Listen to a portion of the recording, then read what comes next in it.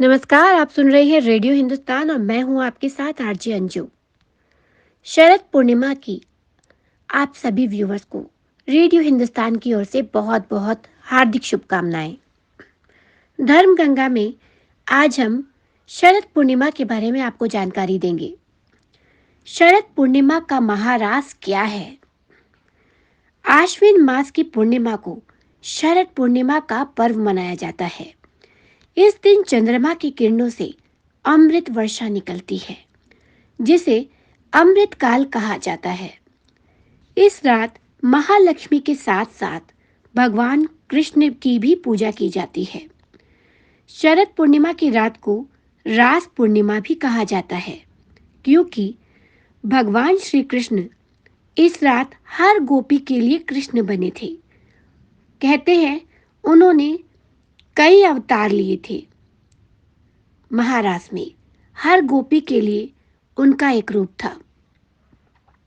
पूरी रात नृत्य किया, जिसे महारास के नाम से जाना जाता है, और कहते हैं कि रात भी कई लाखों करोड़ों वर्ष लंबी हो गई थी।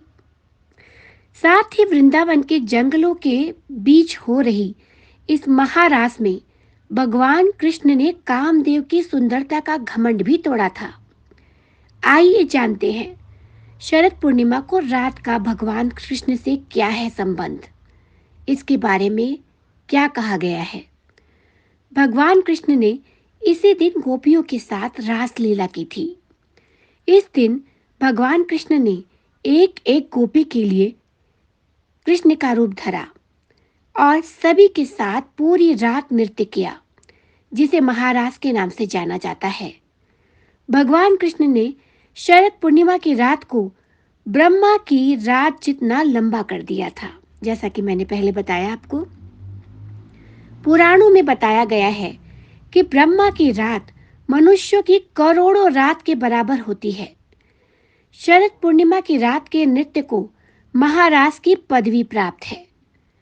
बताया जाता है कि प्रेम और काम के देवता कामदेव की हट पर ही भगवान श्री कृष्ण ने महारास का आयोजन किया था। दरअसल कामदेव को अपनी शक्तियों पर बहुत घमंड था कि वह किसी को भी काम के प्रति आसक्त कर सकता है। दरअसल सती की मृत्यु के बाद भगवान शिव संसार की माया से मुक्त होकर लीन में बैठ गए थे। तब देवताओं के कहने पर ही कामदेव ने अपने बाण से ही माता पार्वती की ओर आकर्षित किया था।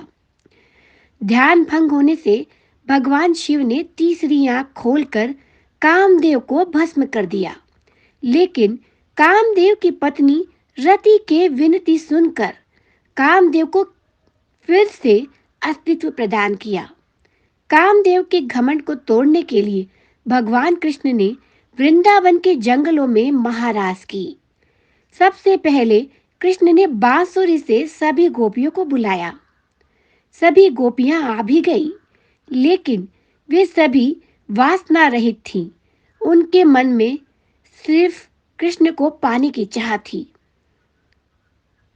भगवान कृष्ण ने हजारों रूप रखकर सभी गोपियों के साथ नृत्य किया, लेकिन एक क्षण के लिए भी मन में वासना का प्रवेश नहीं किया। कामदेव ने महारास में अपनी पूरी शक्ति लगा दी, लेकिन कृष्ण के भीतर काम वासना जैसी किसी भी भावना को उत्पन्न करने में वे विफल रहे। इस तरह भगवान कृष्ण ने इस रात को ब्रह्म रात के बराबर कर दिया और गोपियों के साथ रास रचाते हुए समीप भी रखा। भगवान कृष्ण ने इस तरह शरद पूर्णिमा की रात कामदेव का घमंड तोड़ दिया। शरदोत्सव को रासोत्सव भी कहा जाता है। श्रीमद् भागवत में 5 अध्यायों में रास का वर्णन किया गया है।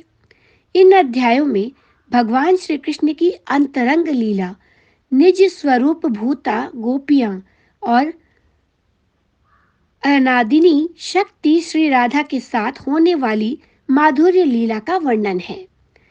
रास शब्द का मूल रस है और यह रस स्वयं भगवान श्री कृष्ण ही है।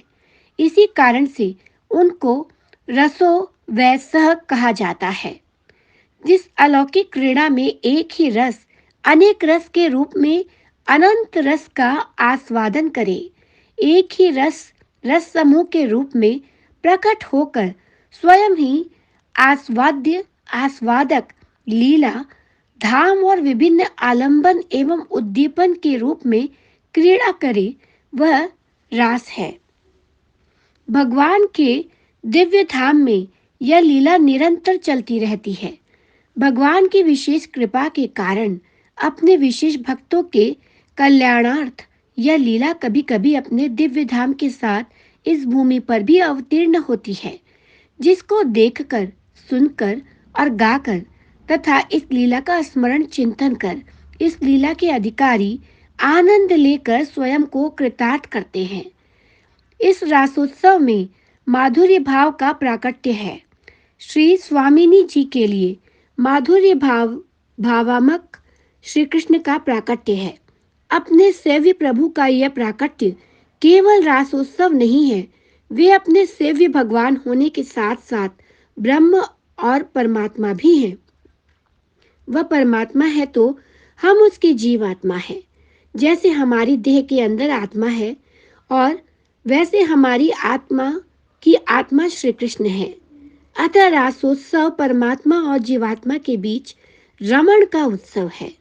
रास लीला आत्मरति का प्रदर्शन है। श्रीमद् भागवत में गोपीजन कह रही है, तुम तो सभी देही की आत्मा में रहने वाले परमात्मा हो। तुम यह मत समझना कि हम विषयासक्त होकर तुमको चाह रही हैं। हम तो तुमको अपनी आत्मा की तरह चाह रही हैं। पृष्ठो भवान तनुभृताम किल बंधुरात्मा, तुम हमारी आत्मा की आत्मा हो। इससे यह साबित होता है कि रास का प्रसंग आत्मा परमात्मा का रमण है।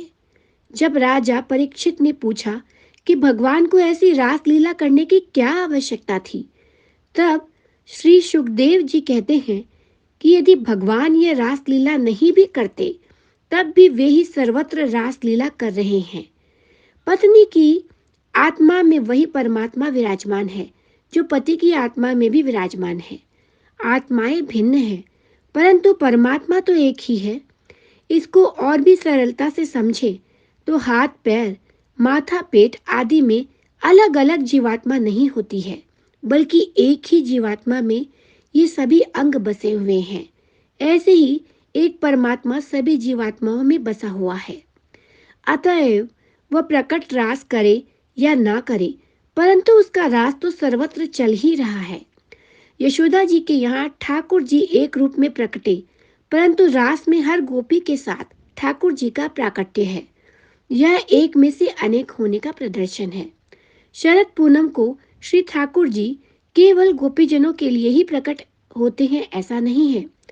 आज भी जो वैष्णव अपने घरों में भगवान की सेवा करना चाह रहे हैं, उनके घरों में भी भगवान का प्राकट्य उसी प्रकार से होता है। जिस दिन भी हमें अपने सेव्य का यह महात्म्य समझ में आएगा, उसी दिन हम अपने ठाकुर की परमात्मिकता भी समझ में आ जाएगी। जैसे वर्तमान में वैष्णव अपने सेव्य श्री कृष्ण को छोड़कर हवेलियों में कृष्ण के दर्शन को भागते रहते हैं, वैसे रास की गोपियां उनके लिए प्रकट श्री कृष्ण को छोड़कर अन्य के कृष्ण को देखने लगे तो रास बिल्कुल भी सही नहीं हो पाती है। इसलिए महारास का रहस्य यही है जो हमने अभी आपको बताया। तो जाते जाते एक बार फिर शरद पूर्णिमा की हमारे सभी व्यूअर्स को रेडियो हिंदुस्तान की तरफ से बहुत बहुत बधाई और शुभकामनाएं। नमस्कार।